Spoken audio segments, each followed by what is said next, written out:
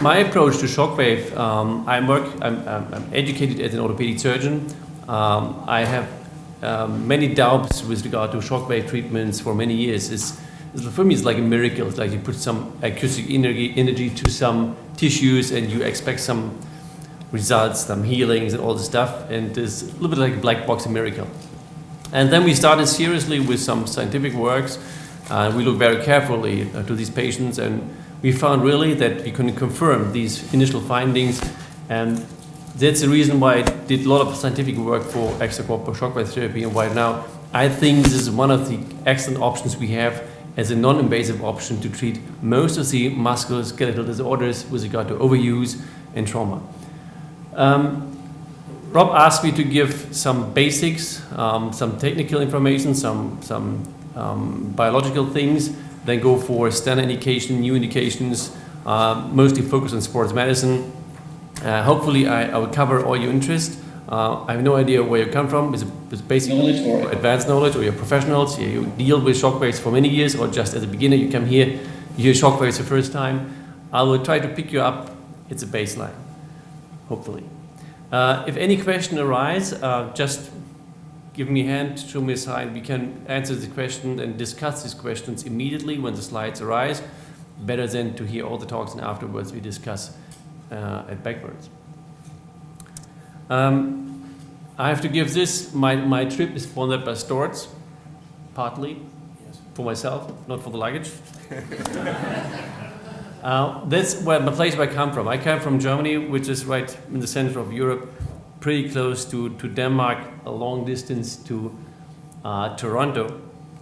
And this is a picture from the week of Kiel. We are hosting the world's biggest sailing event. We host about more than 9,000 sailors. We have all the boat class, the Olympic class, the non-Olympic classes in the mid of June, very comfortable weather, warm and windy.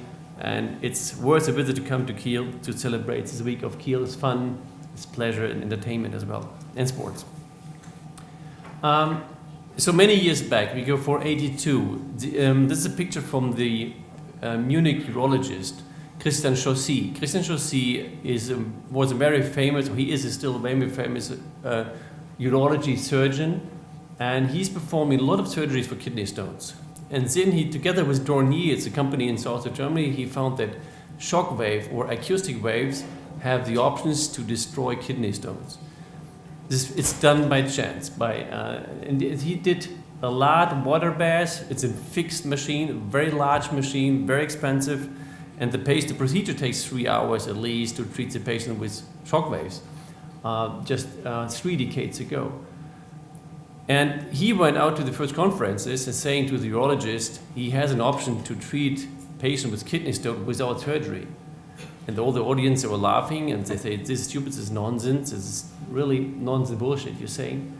And right now, there's no urologist who has any kidney stones who want surgery in the first line. They all go to the shockwave treater.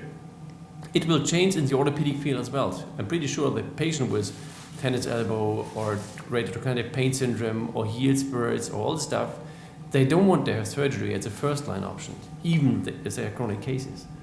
And he goes to conferences and he was debating for at least 3 years to all his professional surgical colleagues, and they want to push him out of the community, that they don't want to have shockwave because it's cheaper, it's less invasive, and it's less paid than surgery.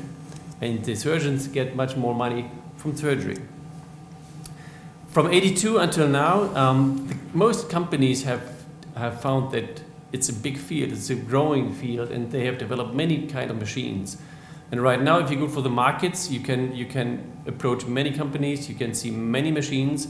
Most of the machines have done feasibility trials and they did FDA approvals and all this stuff. And you can find for each machine and each company physical properties. This is a normal acoustic wave, like a sound wave. This wave propagates very symmetrically, does not release any energy because the energy level is too slow. If the speed increases, if a very fast pressure wave, then the first parts of each wave can compress the region right here. And if pressure wave compresses a certain area, when the tissue is condensed with higher pressure or higher density, then the speed of the shock wave go faster. That's the reason why a normal wave shows an asymmetric deformation over time, which leads to a very sharp deformation with steepening of the wave in the front side. As an ideal model, this is one of the shock waves is characterized by a very fast increasing time followed by a decreased time, which goes to negative tensile forces and oscillating out. And the velocity and the speed of each shock wave depends from the parameter of the machine and the technology behind. By very characteristically, you can find a very peak pressure which goes up to 100 megapascal, 10 megapascal. This also depends from the technology you have. A shock wave itself, it's a wave you cannot see, but you can see the results as a result of one single pressure wave, which is emitted by just a bomb or something like this. You can see the pressure wave can destroy things like windows. You can feel it if you go for a concert. You see the bass, the reflector systems, and you're staying in front of them. You can feel sometimes that your shirt and your body has a kind of resonance, and it's the reason why shock wave or pressure wave can influence the surrounding tissue. When we talk about shock wave treatment, we have low energetic levels, we have mid energy levels, we have high energetic levels, and this is a publication from Jan de Grompe. He came to Munich and he characterized a repair interval which is up to an energy level of 0.4, about like this. And recently we are working in this range of energy level. We never pass below 0.6 or 0.8 millijoule per square millimeters. Millijoule per square millimeters, this is a description of the energy level. And when we talk about shock waves in the clinical application mode, we are within the range between 0.08 up to 0.32 millijoule per square millimeters. Over the time, we have found different technologies how shockwave can be emitted. This is the first one. It's electro-hydraulic machine, and this electro-hydraulic machine